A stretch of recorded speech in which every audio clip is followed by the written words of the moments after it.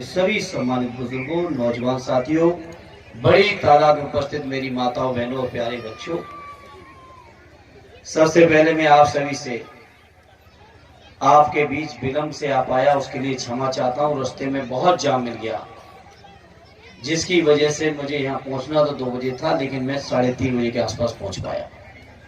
उसके लिए मैं आप सभी से क्षमा प्रार्थी हूं।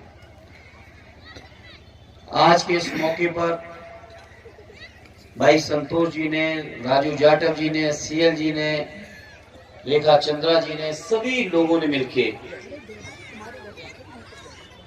एक जो अभियान चला रखा है लोकसभा बदायूं के अंदर और जनपद बदायूं में, देश के संविधान को बचाने की, उसके लिए मैं इस मंच के माध्यम से इनको और उनके साथ जो भी साथी जुटे हैं सभी साथियों को मैं हृदय से बहुत बहुत धन्यवाद देता हूं और आभार व्यक्त करता हूं।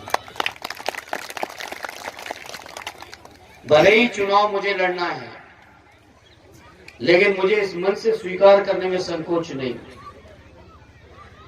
अभी तक हमने इनकी आधी भी मेहनत नहीं की है जितनी मेहनत ये लोग हमें चुनाव जिताने के लिए कर चुके हैं।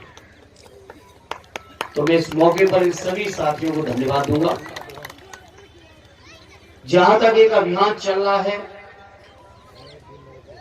बदायूं की सरजमी से, मैं समझता हूं केवल बदायूं की सरजमी नहीं, बल्कि यह अभियान पूरे देश के कोने कोने पर हर वो व्यक्ति जो जागरूक है, हर वो व्यक्ति जिसको अपनी आने वाली पीढ़ी की चिंता है, हर वो व्यक्ति जिसके दिल में दिमाग में जरा भी लोकतंत्र की भावनाएं हैं, और हर वो व्यक्ति जिसके दिल में बाबा साहब के लिए जरा भी सम्मान है, वो पूरे के पूरे देश के लोग संविधान को बचाने के लिए निकल पड़े।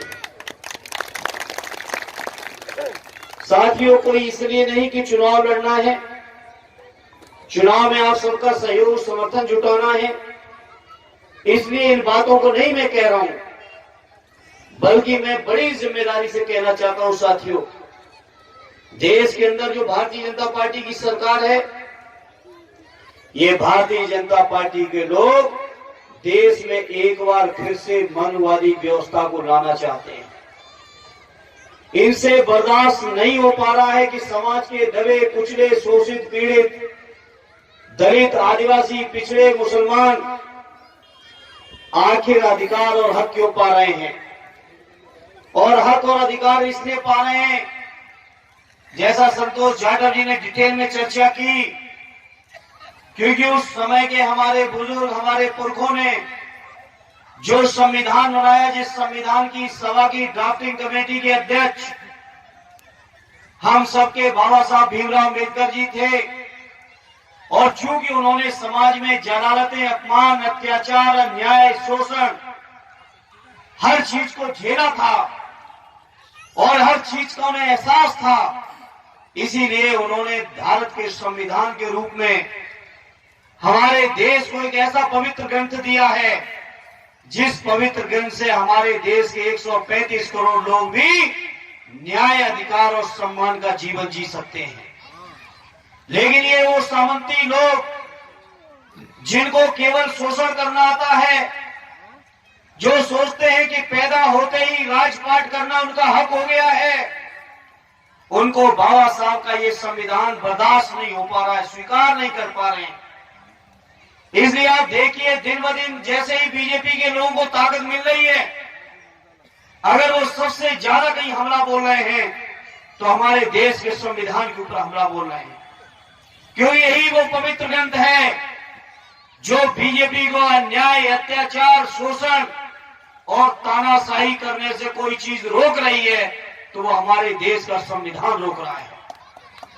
और जब संविधान इन चीजों को रोक रहा है, तो बीजेपी के लोगों ने भी गांठ बांध के रखी हुई है कि आने वाले समय में जब कभी उनको मौका मिलेगा तो संविधान को संशोधन करके, संविधान को बदल के देश के जो करोड़ों लोग हैं, जो गरीब हैं, दलित हैं, पिछड़े हैं, शोषित हैं, महिलाएं हैं, किसान हैं, मजदूर हैं, इनके हक और अधिकार को कैसे भी छीनना है, उसके लिए वो देश के संविधान को बदलना चाहते हैं।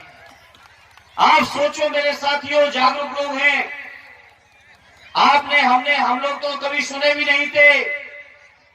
हमारे बुजुर्गों बता दो, कभी आपने सुना हो कि देश की संसद से 150 एमपी एक साथ निकाल दिए जाते हैं?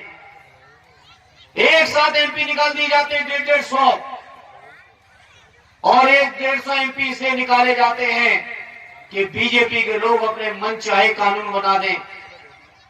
इधर एक तरफ एमपी निकाले जाते हैं, दूसरी तरफ देश के जो कानून है, चाहे भारतीय दंड संहिता हो, चाहे आपका साक्ष्य अधिनियम हो, चाहे सीआरपीसी हो, सभी तरह के कानूनों को बदलाव का काम बीजेपी ने शुरू कर दिया है। और ये बदलाव उस तरफ जा रहे हैं कि बीजेपी के लोग तानाशाही करें तो ये कानून उनके लिए सहायक बने।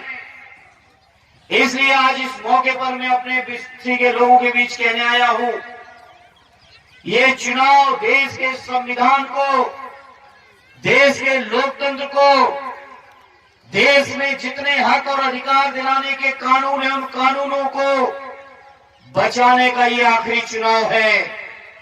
और इस चुनाव में कहीं बीजेपी दोबारा जीती तो ये मान के चलना, जिस संविधान को बाबा साहब ने कहा कि ये मेरी आत्मा है, बाबा साहब ने कहा था मैं रहूं ना रहूं, संविधान के रूप में मेरी आत्मा जिंदा रहेगी। ये बीजेपी के लोग बाबा साहब की आत्मा को भी मार देंगे आने वाले चुनाव के बाद, अगर ये जीत पाए। इसलिए मैं आपके बीच अपील और प्रार्थना लेके आया हूं। भाई संतोष जाटव जी अपने प्रचार अभियान में एक बात कह रहे हैं, मुझे भी कुछ कार्यक्रमों में उनके साथ रहने का मौका मिला, कि देश के संविधान में 280 पेज हैं और देश की लोकसभा में भी लगभग 280 चाहिए बहुमत के लिए, 72-80 में ज्यादा अंतर नहीं है। हम बदायूं के लोग ज्यादा कुछ कर पाए न कर पाए, लेकिन बदायूं और आंवला की लोकसभा सीट जिता के कम से कम 1.5 पेज बचाने का काम कर सकते हैं संविधान की। बताओ मेरे भाइयों, करोगे कि नहीं करोगे? हराओगे इस भारतीय जनता पार्टी को कि नहीं हराओगे? भारतीय जनता पार्टी को हराओ मेरे साथियों। हम आपको यकीन और भरोसा दिलाते हैं। आपने लोकसभा का मेरा कार्यकाल देख लिया होगा। सदन में रहते हैं तो संख्या की दृष्टि से भले ही एक के तौर पे गिने जाएं, लेकिन आप सबकी कृपा और आशीर्वाद मिलेगा तो कम से कम 5 और 7, 10 सांसदों का मिलकर काम करने का काम अकेले कर सकता हूं। किया भी हूं साथियों। इसलिए आज इस मौके पर आपसे अपील और प्रार्थना लेके आया हूं। आने अखिलेश यादव जी ने अनुमति दे दी है कि जाओ बदायूं की जनता के बीच जाओ, सहयोग और समर्थन और आशीर्वाद मांगो, और मांगो समर्थन इस बात के लिए कि अगर कोई संविधान बचाएगा, कोई संविधान की लड़ाई लड़ेगा तो समाजवादी पार्टी ही मजबूती के साथ लड़ पाएगी, कोई दूसरी पार्टी नहीं लड़ पाएगी। साथियों, मुझे इस मंच से नहीं कहना है बहुत शानदार गठबंधन बना था 2019 वाला। अगर वो शानदार गठबंधन होता तो ये तय था कि 22 में बाबा जी कहीं ना होते।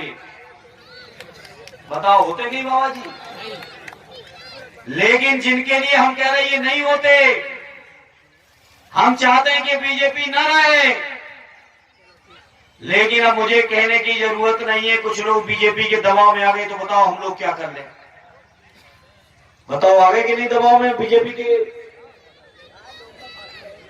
बहुजन समाज पार्टी के लोग बीजेपी के दबाव में है कि नहीं? बता दो ईमानदारी से। तो दबाव में रहकर कोई लड़ाई जीती जा सकती है? लड़ाई जब जीतनी होती है तो बहादुरी के साथ जीती जाती है, और बहादुरी कोई दिखाई है किसी ने तो आदरणीय अखिलेश यादव जी ने दिखाई है। और उन्होंने नारा दिया है पीडीए का, पिछड़े दलित और अल्पसंख्यक भाइयों को एक करके, और जिनकी तादाद बड़ी तादाद है देश में, उत्तर प्रदेश में बड़ी तादाद है। अगर बताओ आप सबका सहयोग मिल जाएगा तो बताओ फिर बीजेपी को कोई जीतने देगा? नहीं। कोई जिता पाएगा बीजेपी को? जहां पीडीए एक होके खड़ा हो गया, बीजेपी के उम्मीदवारों को अपनी जमानतें बचाना मुश्किल पड़ जाएगा। लेकिन जरूरत तो है हमें और आपको एक होके खड़े होने की मजबूती से। हमको और आपको बीजेपी के लोग जैसे हम मुट्ठी बांध लें तो हमारी किसी उंगली को कोई खतरा नहीं है। और जब उंगलियां अलग अलग कर देते हैं तो अलग अलग उंगलियों को लोग अलग अलग तरीके से दबाने का काम कर देते हैं। तो बताओ मेरे दलित भाइयों, एक होगे कि नहीं होगे इस बार समाजवादियों के साथ? होगे मजबूती के साथ।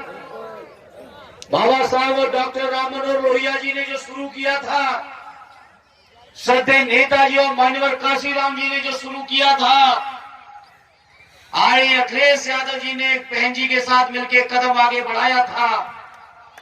लेकिन दो बार बहन जी ने भारतीय जनता पार्टी के लोगों से मिलकर हमारी इस एकता को तोड़ने का भी काम किया। इसलिए आपसे प्रार्थना लेके आया हूं। वो क्यों दबाव में है, क्यों नहीं है, वो जाने, उनका काम जाने। लेकिन मुझे यकीन है हमारे बिलसी क्षेत्र के दलित भाई किसी के दबाव में नहीं है, वो समाजवादी पार्टी के साथ है। और साथ समाजवादियों के नहीं मेरे दलित भाइयों, बता दो खोल के। आप जब साथ दोगे समाजवादियों का तो समाजवादी पार्टी और माननीय अखिलेश यादव जी हैं जो बीजेपी को उत्तर प्रदेश के मैदान में रोक देंगे। और जिस दिन उत्तर प्रदेश में हम लोग रोक देंगे, दिल्ली में इनकी सरकार का पता फिर नहीं चलेगा। और जब इनकी सरकार का पता नहीं चलेगा तो बाबा साहब का संविधान भी बचेगा, देश का लोकतंत्र भी बचेगा और बाबा साहब की आत्मा को भी कोई मार नहीं पाएगा। ये हम आपसे प्रार्थना और अपील और निवेदन लेके आए हैं। इसलिए मेरे भाइयों, एक बार आपसे फिर से अपील है, एक बार आपसे अपील है कि ऐतिहासिक सहयोग कर देना, ऐतिहासिक समर्थन कर देना, जिससे आने वाले चुनाव में हम लोग जीत के भी जाएं, देश के संविधान की भी रक्षा करें, देश के लोकतंत्र की भी रक्षा करें। और जो आशुतोष मौर्य जी कह रहे थे, हक और अधिकार नहीं मिल रहे हैं, नौकरियों में आरक्षण छीना जा रहा है, सबका एक ही रास्ता है कि बीजेपी को हटा दो, सारे हक भी मिलेंगे, अधिकार भी मिलेंगे, संविधान भी बचेगा, लोकतंत्र भी बचेगा और बाबा साहब की आत्मा भी हमेशा हमेशा इस देश में जिंदा रहेगी। यही प्रार्थना और अपील लेके आपके बीच आया हूं। आप सभी का बहुत बहुत धन्यवाद।